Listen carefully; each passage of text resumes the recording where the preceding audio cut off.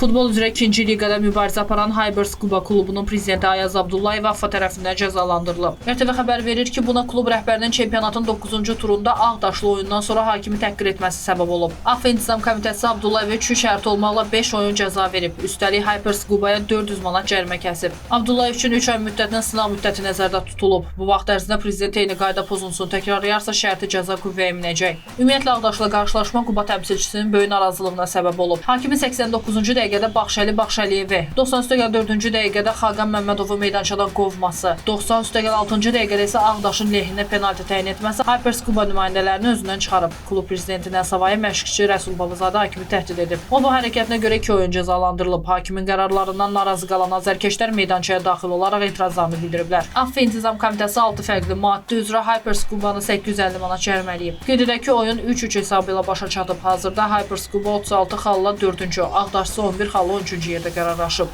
Quba komandasının kapitanı Azərbaycan yığmasının və Neftçinin sabiq hücumçusu Cavid İmamverdiyevdir.